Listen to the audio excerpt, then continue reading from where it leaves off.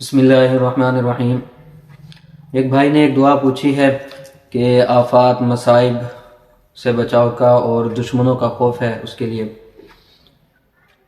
لیکن کوئی دعا اگر میں اپنی طرف سے بتاؤں تو اس کا اتنا شاید فائدہ نہ ہو سکے۔ میں آپ کو ایک دعا بتلاتا ہوں جو حضرت انس رضی اللہ تعالیٰ عنہ سے مروی ہے، اور یہ دعا جناب رسول اللہ صلی اللہ علیہ وسلم کی جانب منسوب ہے۔ لیکن اس سے پہلے اس دعا کا پس منظر آپ سنیے، اور یہ آپ یوں کہہ لیں کہ وظیفہ ہے۔ اس وظیفے کا آپ جب پس منظر سنیں گے تو آپ کو اس کے اوپر کامل یقین ہوگا کہ کتنی طاقتور ترین دعا ہے اور اس کا کتنا فائدہ ہے۔ حضرت انس رضی اللہ تعالیٰ عنہ حجاج بن یوسف کے دربار میں موجود ہیں۔ حجاج بن یوسف کا نام آپ نے سنا ہوگا کہ وہ ایک ظالم جابر بادشاہ گزرا ہے مسلمانوں کا۔ تو حجاج بن یوسف نے اپنے امراء سے کہا کہ جاؤ حضرت انس کو لے کر اور ان کو جا کر میرے گھوڑوں کا معائنہ کرواؤ۔ یہ تقریباً 400 گھوڑے تھے جو اس نے پالے ہوئے تھے، اور اس نے وہ حضرت انس کو دکھانے کے لیے بھیجے۔ حضرت انس رضی اللہ تعالیٰ عنہ گئے، گھوڑوں کا معائنہ کیا۔ جب واپس آئے تو آ کر حجاج بن یوسف نے سوال کیا کہ آپ نے میرے گھوڑوں کو کیسا پایا، اور اس سے بڑھ کر یہ کہا کہ کیا کبھی تم نے اپنے آقا یعنی حضور علیہ السلام کے پاس بھی اتنے اعلیٰ ترین اعلیٰ نسل کے گھوڑے دیکھے ہیں؟ تو حضرت انس رضی اللہ تعالیٰ عنہ نے کہا کہ حجاج، میں نے اس سے کہیں بہتر گھوڑے حضور کے پاس دیکھے ہیں، یہ تو ان کے سامنے کچھ بھی نہیں۔ باقی جہاں تک بات ہے گھوڑوں کی، فرمایا کہ میں نے اپنے آقا سے ایک حدیث سنی ہے، میں وہ تمہیں بتلاتا ہوں کہ اللہ کے نبی نے فرمایا کہ گھوڑے 3 طرح کے لوگ پالتے ہیں۔ کچھ لوگ ایسے ہوتے ہیں جو گھوڑے کو پالتے ہیں اس نیت سے کہ وہ اس پر جہاد کریں گے۔ تو ایسے لوگ جو گھوڑا پالتے ہیں کل قیامت کے دن اس گھوڑے کے پاؤں کو لگی ہوئی مٹی، اس کی لید، حتیٰ کہ اس کے فضلات جو ہیں، اس کا گند جو ہے، وہ بھی کل قیامت کے دن اللہ ترازو میں تولیں گے، نامہ اعمال کے ساتھ رکھ کر ان کو تولا جائے گا، اس کا بھی اس کو ثواب ملے گا۔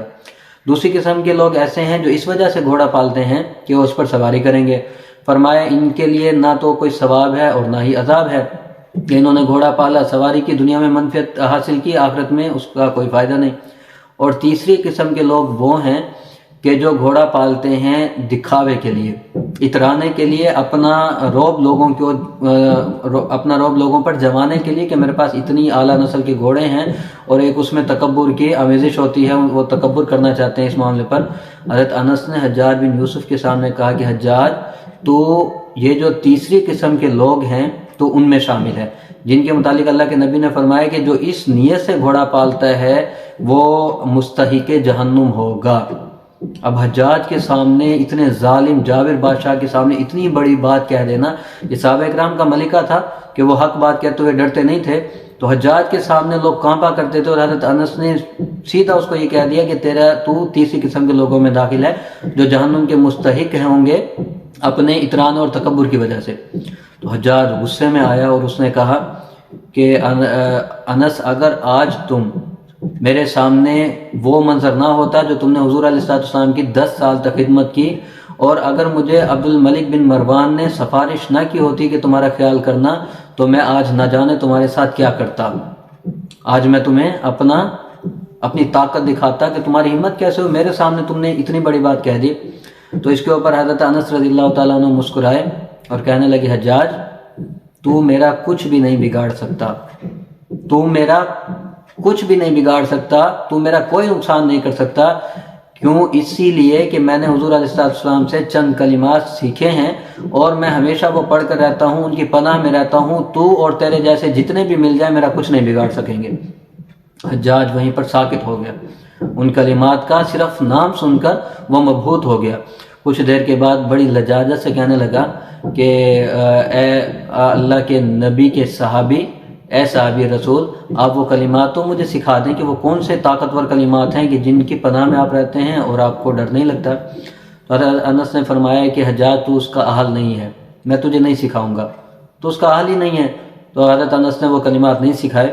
وقت گزر گیا، زمانہ گزر گیا، حضرت انس رضی اللہ تعالیٰ عنہ کے وصال کا وقت قریب آیا، تو ان کے غلام تھے آبان۔ تو اس غلام نے کہا حضرت انس رضی اللہ تعالیٰ عنہ سے کہ آپ مجھے وہ کلمات سکھا دیجئے جو آپ نے حجاج بن یوسف کے سامنے جن کا تذکرہ کیا تھا، تو آپ وہ کلمات مجھے سکھائیں۔ تاکہ میں بھی پڑھوں اور ان کی پناہ میں رہوں۔ تو حضرت انس نے فرمایا کہ ہاں تو اس کا اہل ہے، میں نے حضور علیہ السلام کی 10 سال تک خدمت کی اور بدلے میں حضور نے مجھے یہ کلمات سکھائے تھے، اور تو نے بھی 10 سال میری خدمت کی ہے اور میرا وصال کا وقت قریب ہے، تو میں تجھے وہ کلمات سکھا دیتا ہوں، تو وہ ہر وقت پڑھا کر، اور ان کو جب بھی پڑھے گا تو ان کی پناہ میں آ جائے گا، اللہ تعالیٰ تجھے ہر چیز سے محفوظ رکھیں گے۔ وہ کلمات کیا ہیں؟ یہ مشہور دعائے انس کے نام سے ہے۔ مختلف قسم کی روایات ہیں جن میں سے کچھ ضعیف ہیں، تعدد طرق کی وجہ سے اس میں جو ہے وہ ان کا بیان کرنا درست ہوا کرتا ہے، اور کچھ روایات ایسی ہیں جو ٹھیک ہیں، اور ان میں الفاظ بھی مختلف قسم کے ہیں۔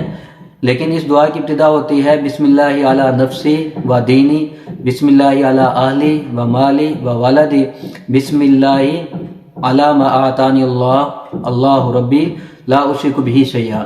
یہ دعا ہے، اسے آگے چلتے جائیے، تھوڑی سی بڑی دعا ہے، یہ آپ کو یہ ڈسکرپشن میں لکھی ہوئی مل جائے گی۔ آپ اگر پوری دعا پڑھنا چاہیں یا آپ گوگل کر لیں تو یہ آپ کو دعا آسانی سے مل جائے گی، اور اگر اتنا نہیں، یہ دعا آپ سے کچھ تھوڑی سی طویل ہے، تو اگر آپ سے یاد نہیں ہوتی، آپ اس کے صرف پہلے لائن یاد کر لیجئے، کیونکہ بعض روایات میں یہی الفاظ ہیں، بسم اللہ علی نفسی و دینی، بسم اللہ علی اہلی و مالی و ولدی۔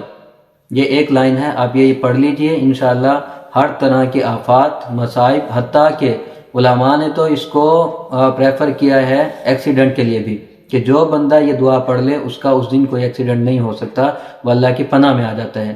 اسی طرح جس بندے نے یہ دعا پڑھی وہ اس سارے دن اللہ کی پناہ میں رہے گا، کوئی اس کے اوپر، اس کو نہ دشمن نقصان پہنچا سکیں گے، نہ شیطان نقصان پہنچا سکے گا، نہ انسان نقصان پہنچا سکیں گے، اور نہ ہی اس کے اوپر کوئی آفات اور مصائب آئیں گے۔